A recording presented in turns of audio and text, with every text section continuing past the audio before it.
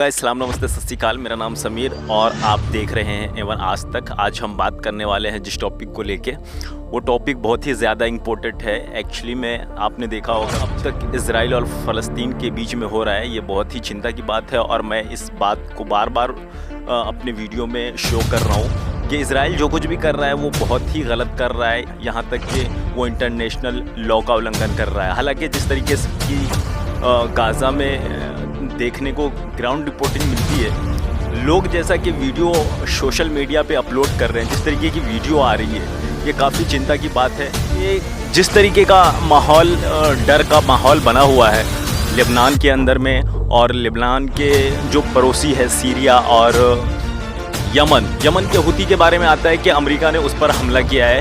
हालांकि आप देख लो दुनिया में जहाँ कहीं भी आज बड़े बड़े जंग हो रहे हैं ना, उन सब की ताड़ कहीं ना कहीं अमेरिका से जुड़ी हुई है, और ये सारे फसाद की जड़ अमेरिका ही है। ये जो ईरान ने अभी 200 रॉकेट से हमला किया है, ये काफ़ी बड़ी मात्रा में इजराइल के ऊपर हमला किया है, लेकिन इजराइल मुझे नहीं लगता कि इतने पर भी वो रुकने वाला है। अगर जिस तरीके का माहौल दिख रहा है, जिस तरीके का इंटरनेशनल जियोपॉलिटिक्स बना हुआ है, मुझे लगता है कि आने वाले टाइम में अगर इजराइल हमला करता है ईरान के ऊपर, तो फिर ईरान का रिएक्शन क्या होगा और फिर दुनिया किस तरीके से इसको देखेगी, ये एक बड़ा सवाल हो। कि एक्चुअली में आपको मैं ये बताना चाह रहा था कि गाज़ा में जो वहाँ के पब्लिक, जो वहाँ के रिहायशी इलाके में जो हमला हुआ है ना, उसकी वजह से गाज़ा में जो हाल बना हुआ है ना, ये दुनिया को डराने वाली तस्वीर है। और जिस तरीके के लोग बोलते हैं ना कि दुनिया में शांति चाहता है अमेरिका और इजराइल, ये दुनिया की सबसे बड़ी झूठ है। एक्चुअली में अमेरिका कभी नहीं चाहता कि दुनिया में शांति हो, क्योंकि उसका शांति का जो चोचला है ना, ये सिर्फ और सिर्फ झूठ है। हकीकत ये है कि अमेरिका का एक प्रॉक्सी गुट है इजराइल जो है, वो एक ऑक्युपाइड क्यों बोलते हैं और किस लिए बोलते हैं लोग? इसीलिए बोलते हैं कि इजराइल के अंदर में जितने भी लोग हैं ना, वो सारे के सारे उसको ट्रेनिंग दिया जाता है, मिलिट्री ट्रेनिंग।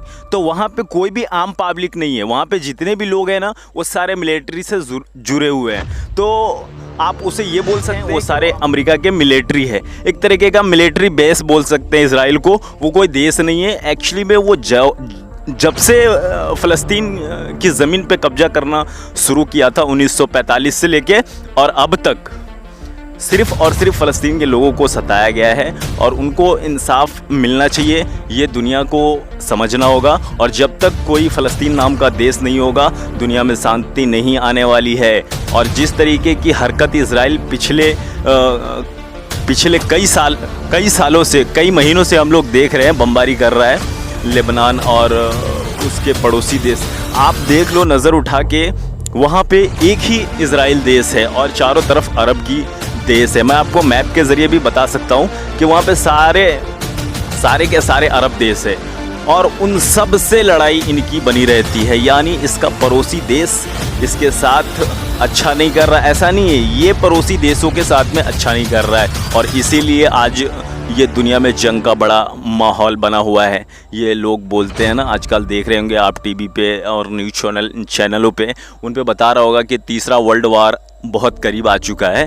तो एक्चुअली में ना, ईरान को इस जंग में घसीटा गया है इजराइल के द्वारा और अमेरिका के द्वारा। हालांकि ईरान इससे काफ़ी बचता रहा है, लेकिन अब जो उसने अटैक किया है ना, ये उसकी मजबूरी बन चुकी है। और देखने वाली बात ये होगी कि इजराइल की अंत कैसे होती है, क्योंकि ईरान के सुप्रीम लीडर आयतुल्लाह खमेनी ने कह दिया है कि अब इजराइल का अंत करीब है। हम सब मिलकर देखेंगे जिस तरीके से गाज़ा और फ़लस्तीन की बर्बादी देख रहे हैं, एक दिन इजराइल की बर्बादी भी देखेंगे। मिलते हैं अगली वीडियो में।